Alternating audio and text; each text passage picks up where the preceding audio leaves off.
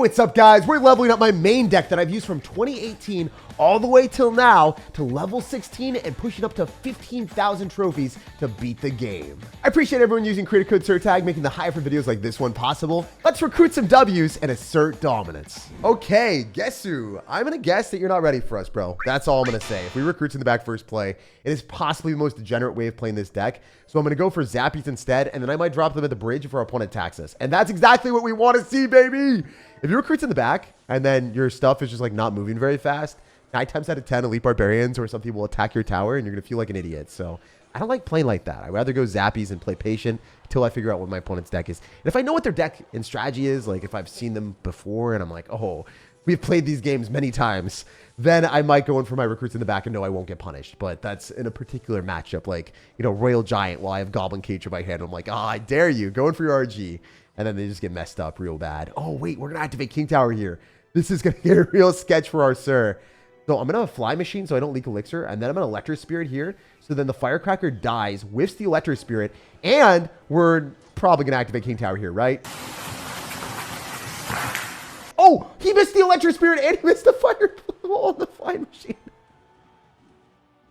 You know, I do think this matchup's extremely easy for me, so I'm not going to say anything other than, hey, Firecracker, we don't like you, and I'm glad to exterminate you. This is one less Firecracker Hog Rider player that you guys will have to worry about. He's already erased from existence. I genuinely feel like this guy lost the will to survive in this match, but nah, he's still playing. I should have not put it past him. I was going to try to 3-crown there, but it didn't work out. Unfortunate.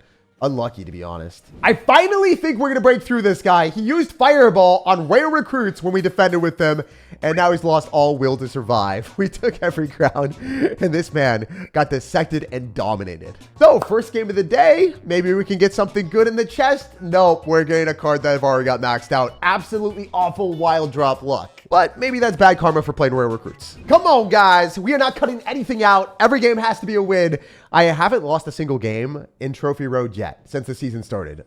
Truth be told, most of my opponents are not prepared for all level 16 cards in one deck because it's a little bit pay to win unless you have been sitting on resources for years. Like I have been shown with 5 million max gold and every available resource in the game, and then I was really only able to max like not even half of my cards, which is kind of insane.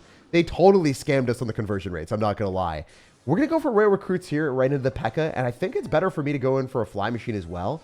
I definitely want to drop it more oriented in the middle. So then we're going to be able to hit, hopefully, the balloon here. Honestly, our Fly Machine is not smart. It is not targeting the correct thing. We're chilling, though. It's only to get 2 shots. It's not 3. And honestly, I like the update where you can see the recruit's shield. And it's more visible. It's definitely a lot better. From an artwork perspective, they've done some enhancements for like the Skeleton King ability. Whenever you're playing that, you're able to determine like, hey, the Skeleton King ability is really blue there. I can see it a lot easier. Maybe I'm just blind. I don't know. Maybe I needed that update. Maybe the update was for me so that I wouldn't complain about all the other stuff. Anyway, we're going to go for Royal Hogs in this placement. If you guys didn't know, all of them will still go towards the left tower. And if you do it in that specific spot, then they're not going to get hit and, you know, feel awful while having one of them go towards the King Tower. If you drop them too far back, like, you know, dropping them as far close to the river as possible, then you're wasting some distance and then they have to travel a little bit longer. But if you're dropping them too close, one of them will peel off towards the King Tower. So that's why you drop it 1 tile off from the maximum distance from the river. Anyway, that is some food for thought while we're ready to munch on this man's 3-crown. I think usually mid-ladder people, if you're trying to push up, this is one of the best decks to beat the game with. I do not think that people are adequately prepared to break through Zappies while also having an extra layer of defense with a Goblin Cage and also having the rare recruits to stop bridge spam. Like, genuinely, I don't think that there are many decks that are as capable as this one.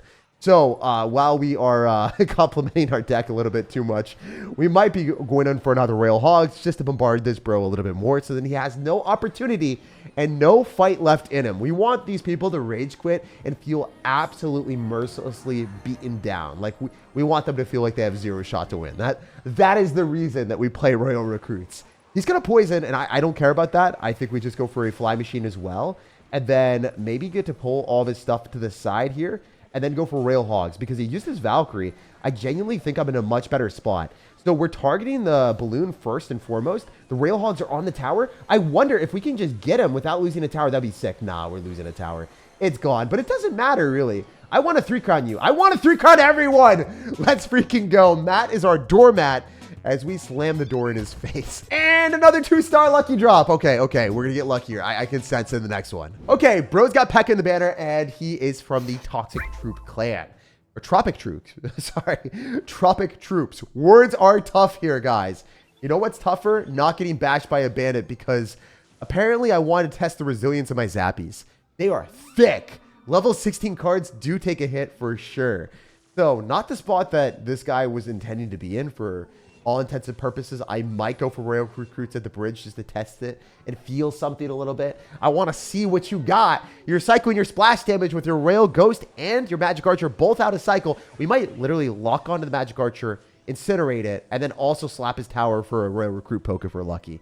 Which doesn't happen, but hey, it doesn't really matter that much to me. We're still living large here. I wonder what people do when they're trying to push up and then they're just faced with the ultimate final boss of level 16 and a good deck piloted by someone that's finished top 500 in the world. Like, this guy must feel despair. Like, I'm sorry, man, but this is the entire point of the video, to never lose a game. I'm going to go in for an Electro Spirit, and then we might be good enough to just go for Zappies as well here. Hell yeah. Okay. So I'll show you guys my battle log after this as well. I think I've literally gotten like 30 or 40 wins in a row, which is insane. I guess if you play a deck that you're comfortable with on Trophy Road and you don't switch it, that's the main way to progress. What can we do if we go for Royal Hogs here and then flow through with like them? Then I think we're limiting our offense. We really want to focus on defense and give our opponent the opportunity to make more mistakes. That's genuinely what I like to do, especially when we have Royal Recruits. Rolling them in the back is genuinely better unless the opponent is down a lot of elixir. And I like going in for Royal Hogs as a finishing blow or finishing touch to just win the game. I like using units like Royal Recruits because they're going to kill the bandit, right? It's going to damage down the bandit. When I'm using a card that is also a win condition, it's going to make the game a lot easier for me right now. See, the Recruits kill the bandit. They deal damage to the Magic Archer with the Fly Machine tanked for. And now I have an opportunity to go Royal Hogs, where I feel a little bit more comfortable because my opponent's down a lot of elixir and none of their counter push attacked. So they don't even get the ability to go in for offense because they're sitting there defending the Royal Recruits while all their counter push just gets deleted. They don't have anything anymore. So that's one of the reasons that I like Recruits a lot. It's easier to play because it's applying pressure while defending at the same time, and it's built-in easy gameplay. So if you're looking for a deck that's pretty free from strategy, like this is definitely the deck to play. I think it's good at higher level. It's also good at lower level, and it isn't difficult to master. So we're going to go in and plop down some extra stuff here with arrows. I think that the Fly Machine will lock on the tower because the Royal Ghost should go invisible soon. Yeah, that should be a win. So Royal Ghost goes invisible after a couple seconds, and then our opponent's chances of winning become invisible too. So it is what it is, my guy. It be that way. Well, we are munching on you with the Diddy Cage. Oh, man. He really never had a shot. He did some little bit of poison damage or something to the tower, but barely even tickled me. That is a sea of blue, beautiful W's. As you guys can see, we cut absolutely nothing out, and we're just going to keep rolling. 15K is almost upon us. And if we get 15K on this win, I think I'm just going to play one more because I always like doing 5 games for our videos. And maybe you guys will see like a little bit of a difference at 15K. Maybe the people will be a bit better. Or I don't know what happens up there. Like, do people continuously play at 15,000 medals early season? It's kind of weird. Why wouldn't they transition to ranked? Anyway, we're going to full send it with Royal Hogs, Flying Machine. His Royal Hogs are puny compared to mine.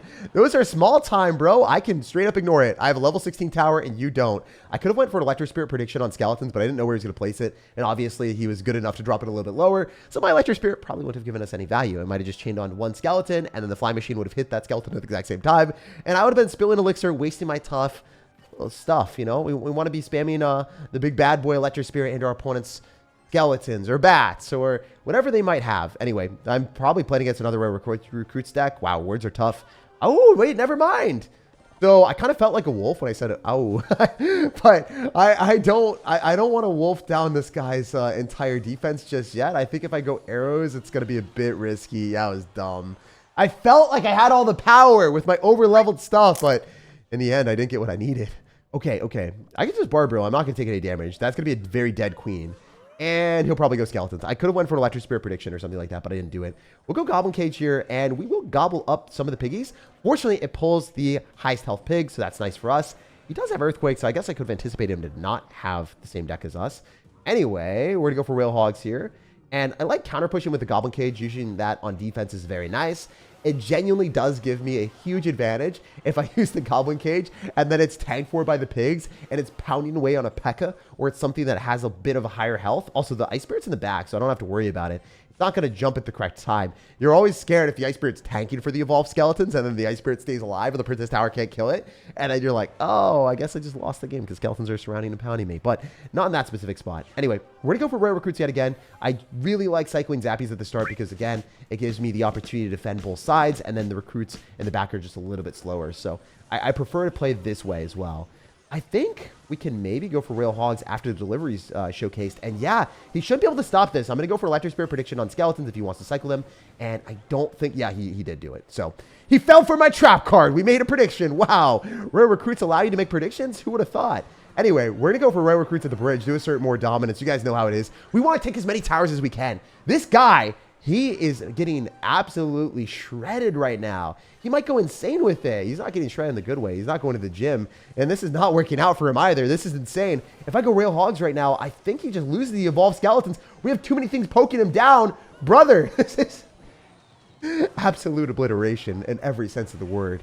So I do think that Trophy Road is very easy if you play rare recruits. If you're playing other types of decks, maybe you're not going to get the same outcome. If you're playing 2.6 Hog Rider, you might have to make a lot of micro outplays. And rare recruits, the placements are easy. You drop recruits in the back, you drop them at the bridge. There's really only 2 placements, and it's not difficult to memorize. So we're at 15K, and we already reached the new arena. But guys, we got one more game in us. Okay, what happens at 15K? This guy is phasing up right now, and I feel like we are in a new phase of a different type of gameplay. Maybe this guy will be better. Maybe he'll be a bit more brilliant. He had Mega Knight in the banner after all, so it could be a bit more of a fearsome foe. We're going to go for the cage on defense. Usually cycling that first play is a good decision because obviously if you're going to get to an evolution, that's nice. And then secondly, if you're cycling a card that is forcing opponents to spam into you, pretty cool because they can't just let the Goblin Cage do its thing and sit back because you'll get a free Cage Goblin for like literally no elixir. So that's one of the benefits of playing it. I'm going to go recruits directly on the Firecracker. It might hit, but I don't really care. Could also activate King Tower too. So yeah, that was perfect. We set it up for success and now he doesn't have splash damage. Okay, never mind. He has a Mega Knight. Mega Knight. Okay, that's fine. I don't really care about that. Is it going to die? Is it straight up dead to rare recruits and Zappies level 16? The power level is insane.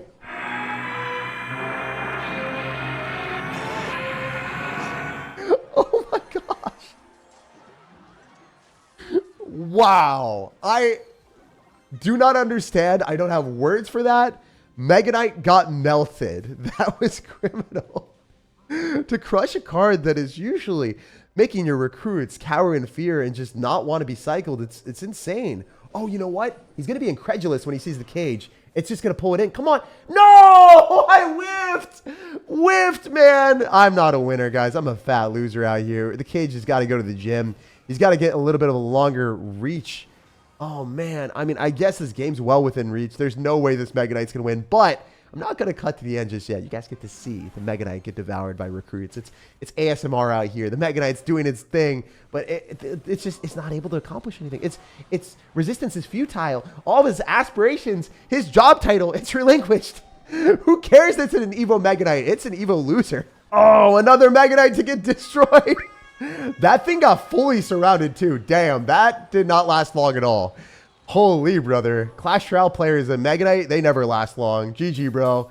Peace out, Girl Scout. And we get more medals. Only 30 medals? Wow. So I guess you get like 150 or 145 when you're pushing up to 15K. And then afterwards, it's increments of 30 until you ascend to a point that no one else can play against you. It's actually unbelievable the power difference between level 15 and 14 cards and level 16. It feels way stronger than any other level advantage before. Recruit, poke the like button, subscribe for more daily content, and have an amazing rest of your day.